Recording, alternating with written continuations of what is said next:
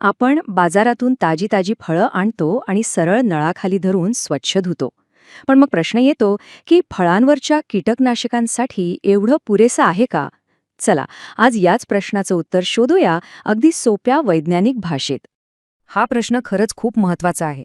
कारण वरून चकाचक दिसणारं फळ आतून खाण्यासाठी खरंच सुरक्षित आहे का? विशेषतः जेव्हा त्यावर रासायनिक फवारणी झालेली असते, नाही का? ही चिंता अगदी बरोबर आहे. फळांना किडींपासून वाचवण्यासाठी कीटकनाशकं तर वापरलीच जातातच, पण त्यांचे अंश फळांच्या सालीवर राहून जातात आणि हीच रसायनं आपल्या पोटात जाऊ नयेत यासाठी फळं योग्य पद्धतीने धुणं खूप गरजेचं होऊन बसतं. आपली नेहमीची सवय काय? बाजारातून फळं आणली की थेट नळाखाली धुतली. पण ही सोपी वाटणारी सवय फळांवर चिकटून बसलेली कीटकनाशकं काढण्यासाठी खरंच कितपत प्रभावी ठरते? चला, याचं उत्तर शोधूया. तर मग साध्या पाण्यावर किती विसंबून राहायचं? विज्ञान याबद्दल काय म्हणतंय ते पाहूया. एक गोष्ट नक्की, साध्या पाण्याने फळांवरची धूळ आणि माती अगदी छान निघून जाते. फळं स्वच्छ दिसू लागतात. पण जेव्हा कीटकनाशकांचा विषय येतो ना, तेव्हा गोष्ट इतकी सोपी नाहीये. तुम्हाला ऐकून आश्चर्य वाटेल, पण संशोधनात असं दिसून आलंय की साध्या पाण्याने फळं धुतल्यास फक्त 15 ते 30% कीटकनाशकं निघतायत. धक्कादायक आहे ना? याचा अर्थ काय की जवळपास 70 ते 85% रसायनं तशीच्या तशीच राहतात. आणि यामागचं मुख्य कारण असं आहे की अनेक कीटकनाशकं फळांच्या सालीवर एक नैसर्गिक मेणाचा थर असतो ना, त्यात अगदी खोलवर जाऊन चिकटलेली असतात आणि साधं पाणी या थराच्या आत शिरून त्यांना काढूच शकत नाही. म्हणूनच आपल्याला एका जास्त चांगल्या उपायाची गरज आहे. मग आता पाहूया काही वैज्ञानिकदृष्ट्या सिद्ध झालेले घरगुती उपाय जे आपल्या साध्या पाण्यापेक्षा खूप खूप जास्त परिणामकारक आहेत. तर आपल्यासमोर 2 पर्याय आहेत. पहिला म्हणजे मिठाचं पाणी. 2% मिठाच्या पाण्यात फळं भिजवली तर 45 ते 75% कीटकनाशकं कमी होतात. दुसरा पर्याय आहे व्हिनेगर.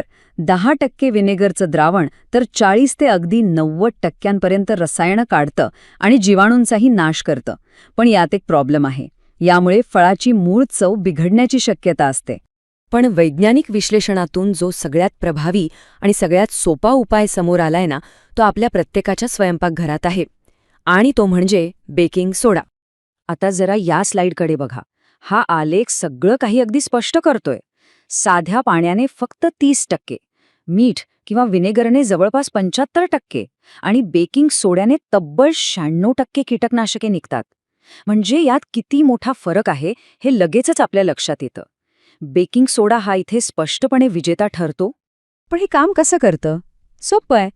जेव्हा आपण 1 लिटर पाण्यात 2 चमचे बेकिंग सोडा मिसळतो, तेव्हा तयार झालेलं द्रावण कीटकनाशकांचे रासायनिक बंध म्हणजे केमिकल बॉन्ड्स तोडून टाकतं. आणि यामुळे होतं काय की ही रसायनं फळांच्या सालीपासून अगदी सहजपणे सुटतात आणि पाण्याबरोबर वाहून जातात. पण थांबा, फळे भिजवून ठेवणं प्रभावी आहे म्हणजे कितीही वेळ भिजवायची असं नाही. अति तेथे माती हा नियम इथेही अगदी तंतोतंत लागू होतो. याचे काही धोके आणि मर्यादा आहेत ज्या आपल्याला माहीत असणं खूप महत्वाचं आहे. तर मग प्रश्न असा येतो की फळं गरजेपेक्षा जास्त वेळ भिजवून ठेवली तर त्यातून काही नुकसान होऊ शकतं का? आणि याचं उत्तर आहे हो, नक्कीच होऊ शकतं. साधारणपणे फळं 15-20 मिनिटांपेक्षा जास्त वेळ भिजवली तर 3 मोठे धोके संभवतात. पहिला, व्हिटॅमिन सी आणि बी ग्रुप सारखी जी पाण्यात विरघळणारी जीवनसत्व असतात ती निघून जातात, म्हणजे पोषक तत्वांचं नुकसान होतं. दुसरं, फळं खूप पाणी शोषून घेतात आणि त्यामुळे ती अशी पचपचित होतात आणि त्यांची नैसर्गिक चवही कमी होते. आणि तिसरा, सगळ्यात महत्त्वाचा धोका म्हणजे क्रॉस कंटॅमिनेशन. आता क्रॉस कंटॅमिनेशन म्हणजे नेमकं काय?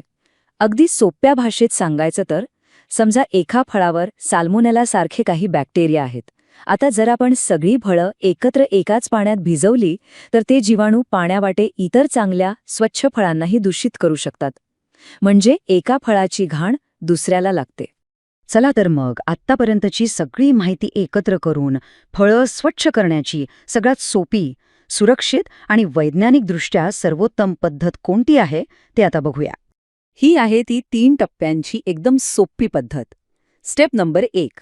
1 लिटर पाण्यात 2 चमचे बेकिंग सोडा घाला आणि त्यात फळे साधारण 12 ते 15 मिनिटांसाठी भिजवून ठेवा. बस, जास्त नाही. Step number 2. त्यानंतर फळे काढा आणि वाहत्या पाण्याखाली हातांनी चांगली चोळून स्वच्छ धुवा. आणि तिसरी, सगळ्यात महत्वाची स्टेप, फळं एका स्वच्छ कापडाने पूर्णपणे कोरडी करा, कारण ओलाव्यावर नवीन जीवाणू खूप पटकन वाढतात. आणि हो, जाता जाता एक शेवटची पण महत्वाची गोष्ट. फळांची साल काढल्याने 70 ते 95% कीटकनाशके निघून जातात हे अगदी खरं आहे. पण मग त्या सालीमध्ये असलेलं फायबर आणि इतर महत्वाचे पोषक तत्वही आपण गमावून बसतो. त्यामुळे साल न काढता ती योग्य प्रकारे स्वच्छ करणं हाच एक उत्तम पर्याय आहे. तर मग ह्या सोप्या वैज्ञानिक माहितीमुळे पुढच्या वेळी जेव्हा आपण फळं खाऊ तेव्हा ती खरंच स्वच्छ आहेत ह्याची आपल्याला जास्त खात्री वाटेल. ही माहिती नक्की वापरा आणि स्वतःला आणि आपल्या कुटुंबाला निरोगी ठेवा.